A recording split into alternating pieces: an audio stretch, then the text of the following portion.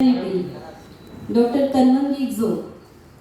She will speak on journalism in India. As you all know,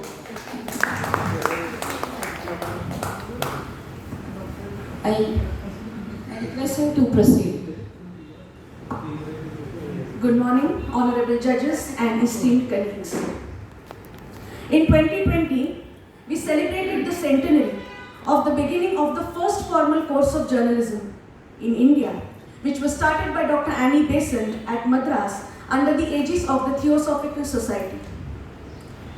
Journalism, the fourth estate, the fourth pillar of any democracy, is extremely crucial for nation building.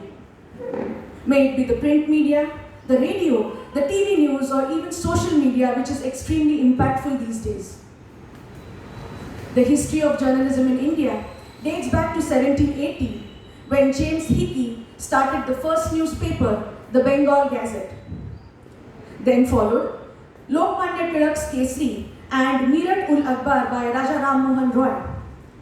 Newspapers and radio channels were instrumental in motivating people during our freedom struggle.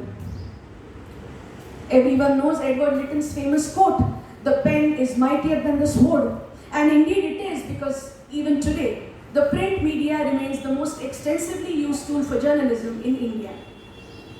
As of today, India is the second largest market for newspapers in the world, having more than 1 lakh registered newspaper publications, 240 million circulations, and a staggering 1,300 million readers. Dedicated investigative journalism has benefited Indian society in many ways. Yesteryear journalists like Ramnath Goenka and Arun Shourie have changed the face of Indian journalism. Even today, Sudhir Chaudhary of Zee News, Shweta Singh, the sports journalist, face of Aaj Tak, and Padma Bhushan Rajat Sharma of India TV are extremely respected.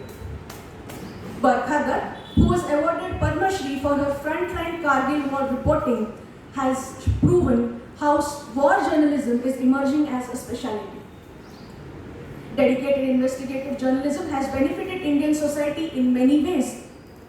Take the Bofors scam exposure by the Hindu, the defense deal by the Tehelka, the human trafficking racket, and the cement scam by the Indian Express. Though the impact of positive journalism on Indian society is immense and cannot be ignored, at the same time, the irresponsibility and insensitivity of the media has also cost the country heavily on many occasions. During the Kandahar plane hijack, the merciless pressurizing and constant negative journalism were instrumental in forcing the then ruling government to release 3 dangerous terrorists from Indian jail. One of them was Masood Azhar, who later masterminded the parliament attack.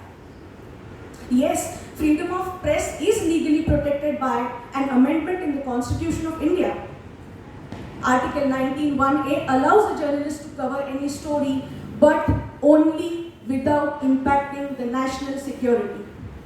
Despite of this, journalists are on numerous occasions found guilty of notoriously leaking classified information and strategies, which has proven detrimental for national security many, many times.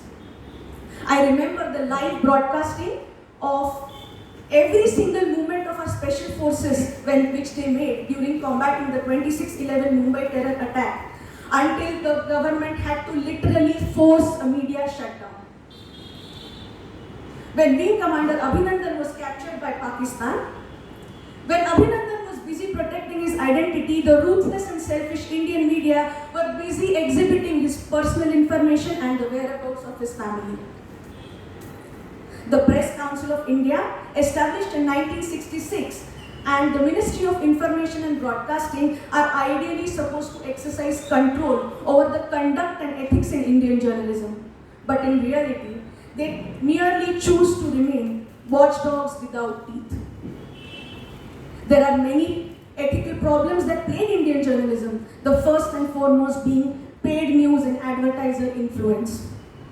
Journalism cannot survive without funds, and large corporate houses finance them by way of advertisements, making them their slaves. The recently exposed TRP scam is nothing but a quest of the media houses to bag more and more media advertisements.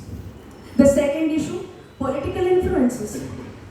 Majority of the media houses in the country have some or the other political stakeholding, and journalists working there are forced to favor or unfavor certain political parties. NDTV, IBM, Dainik Bhaskar Group are known to indulge in such kind of practice. The recent arrest of Arnab Goswami for daring to take up the Justice for Sushant campaign is just a fresh example of how political power is capable of throttling Indian journalism. Accepting gifts and freebies is also rampant. Though the Hindu has a strict policy against this, but the Times Group is actually known to favor such kind of behavior. The ex-Times of India editor Giliraj Jain allegedly received large number of free shares from Reliance Group for running a favorable story for them. Blatant blackmail is another issue. In 2012, senior editors of Zee News were arrested for demanding a whopping sum of rupees 100 crore from Jindal Power and Steel to dilute their campaign against the company in the coal scam. Any solution to this? One I can think of: follow the footsteps of the Guardian and the New York Times. Make media totally subscription based. This will make the media houses financially self-reliant and to some extent increase the credibility of the news that they deliver. The plight of journalism in modern India is rather sad. Despite having excellent educational institutes like Indian Institute of Mass Communication, Delhi, India still lags far behind in providing its journalists an independent pen and a space to work fearlessly. Honestly, it is dangerous to pursue journalism in India because India ranks 14th in the world when it comes to the number of journalist murders. Post-independence, 48 journalists have been murdered and only one murderer till date has been convicted. Naveen Nishchal lost life for reporting on child marriage.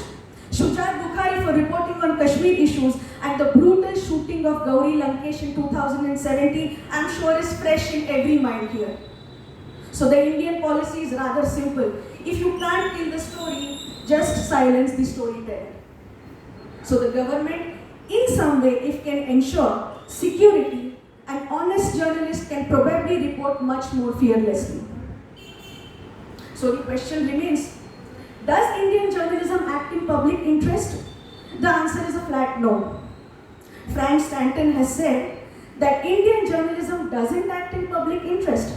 Instead, it acts in what the public is interested in. Today's scenario looks bleak. Henry Grunwald has quoted that true journalism can never remain silent, and that is its greatest virtue and also its greatest fault.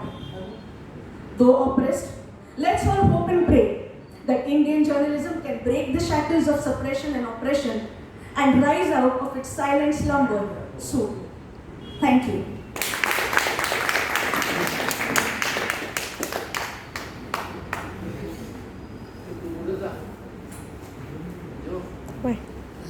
बोलू द्या की Madam, Manish Pandey, madam, to felicit Tanmanji joke.